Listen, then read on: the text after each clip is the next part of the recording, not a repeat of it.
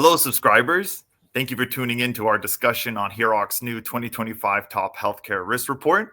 I'm Marc Aiello from HIROC's communications team, and joining me once again to talk about the 10th edition now of this annual report are my colleagues Lori Borovoy, Senior Healthcare Risk Management Specialist, and Trevor Hall, Vice President of Healthcare Safety and Risk Management.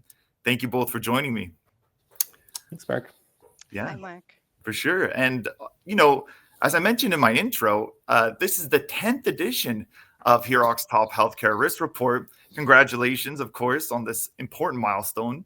I was hoping we could kick off our discussion by talking a bit about how it's evolved over the years to meet subscribers' needs. Yeah, thanks so much, Marc. And really, I just wanted to pause here to really appreciate and acknowledge and thank the full team that goes into looking at this year over year. Very many thanks to you, Marc, Lori, as always, for leading and being our guru on integrated risk management, to Alicia, to Oya Kemi, to Philip, to Natalie, to many others that go into this. This is really a Team HIROC and all our subscribers' production. And it's really exciting that it is our 10th year.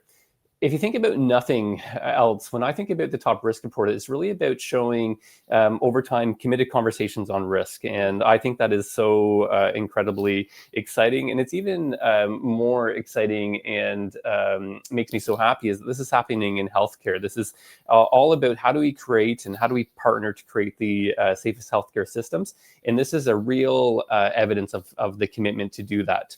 So 10 years in production, 10 years of having committed conversations at senior teams and boards around what are those integrated risk management approaches and conversations that are happening, what are those trends, and most importantly, as a system or as systems, how do we work to prevent or reduce or mitigate those risks, and really how do we continue to accelerate the advancements of integrated risk management in Canada? So again, just a huge thank you to all of our subscribers. Thank you for being our front line.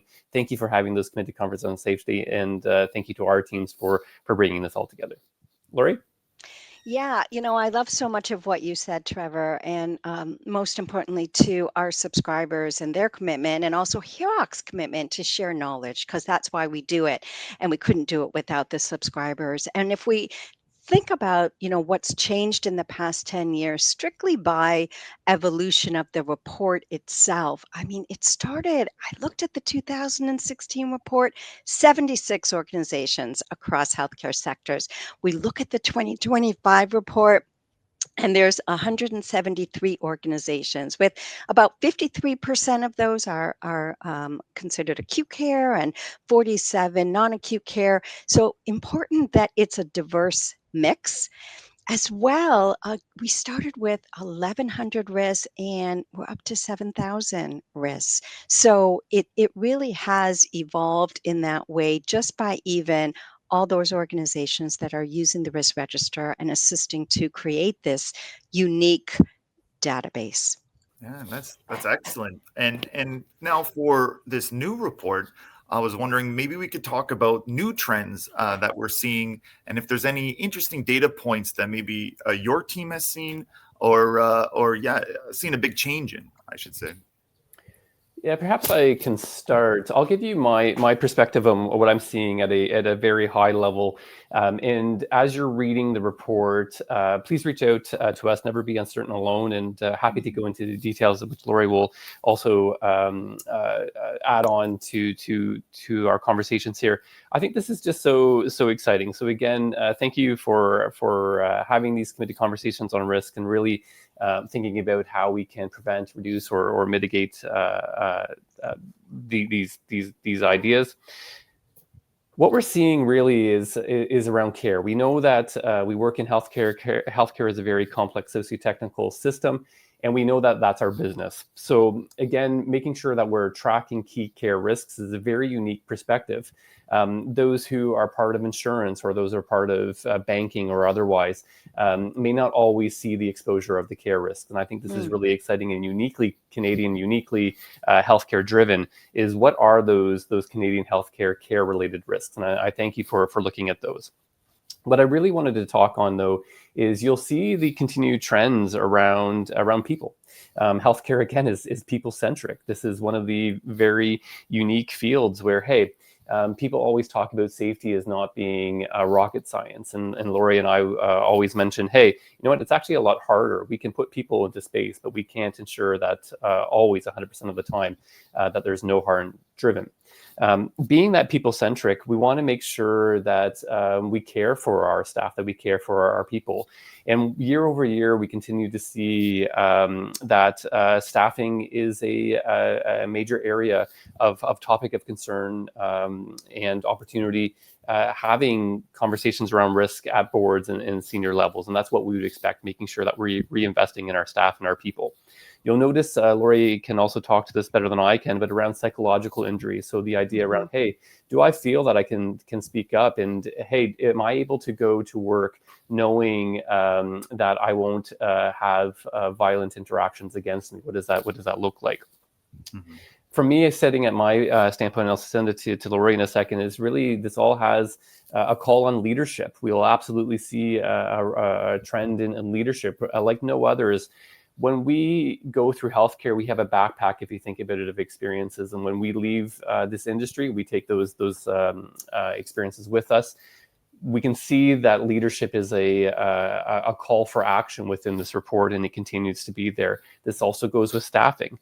We also can ask ourselves about, well, hey, what else are we doing? We understand the why in healthcare, but the how we're doing it is something that we're always calling in question. So research, the how are we getting the best care at the right time and the right piece for people?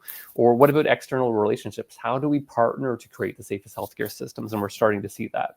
And Lori will be able to provide the most detail on this, but hey, we live in a world that is so advancing so quickly around information management, information technology. How are we doing that? And we can absolutely see that within our report. So from my perspective, we're seeing, hey, one, care absolutely will always be there.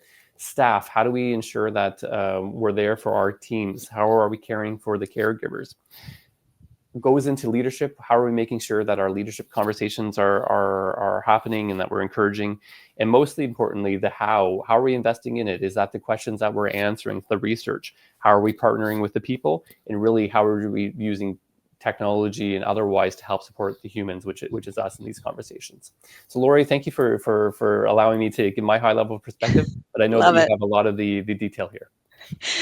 Love it. Thanks, Trevor. Such important words. And when we drill down into the report itself, which again, I encourage all of you to read it, it's some of those things that you just said. I mean, we try and slice the data between either frequency, so how often it's being put in, which is important, or by rating, likelihood, impact, or that total rating. So just to give some tidbits, some sneak peeks. What have we seen over the past 5 years? As you mentioned, Trevor, it's care and human resource related risk as a category. Those stay consistent from a frequency perspective. In terms of information management, what have we seen? That has creeped up over 5 years in terms of from a risk perspective, that information management technology category.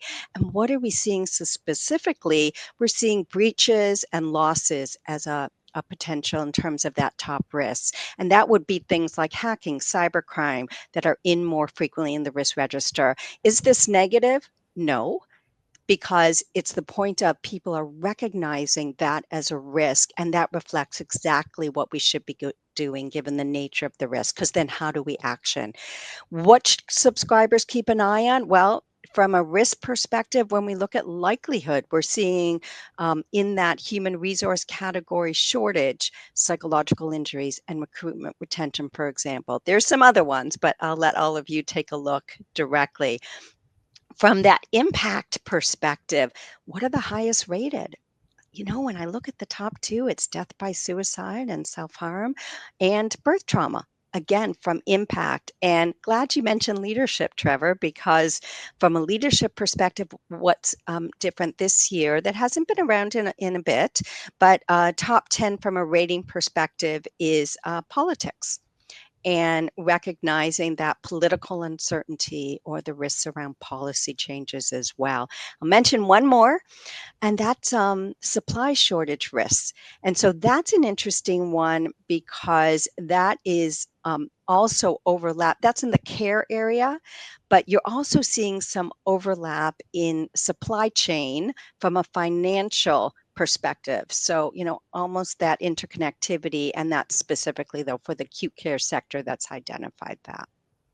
So I just said a mouthful as well. That's okay. But over to you, Mark. No, that's fine. That's fine. That's excellent. You're Very giving a good. really comprehensive preview of what's contained in the report, and this is going to help subscribers, get the most out of it. And so, I guess for my final series of questions, we talked about leadership, but I really wanted to know, why is the information contained within the report? Why does that matter to leadership and boards?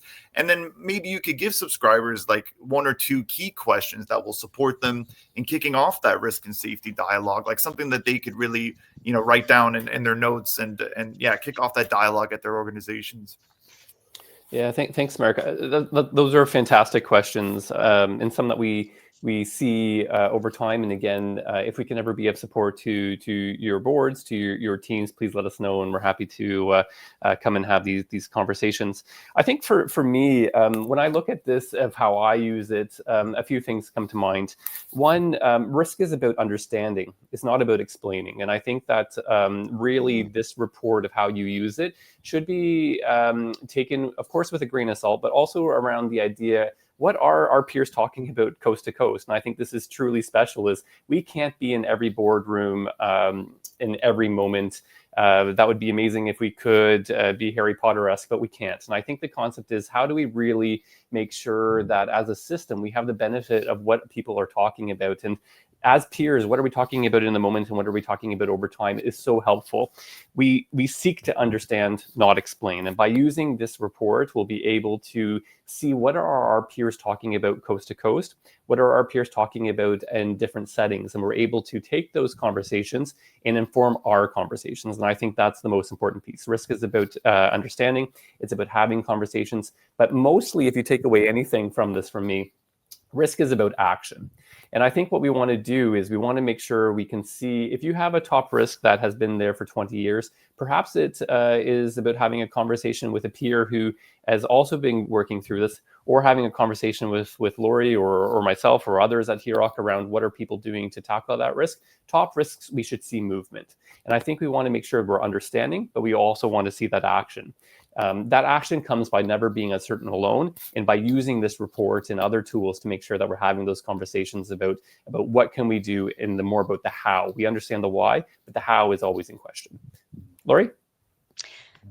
Trevor, excellent. I can't add more to that except for what you said in terms of if you have any questions, if there's something that we can help with, if there are specific questions you're looking for, please reach out. riskmanagement@hiroc.com. Thank you so much.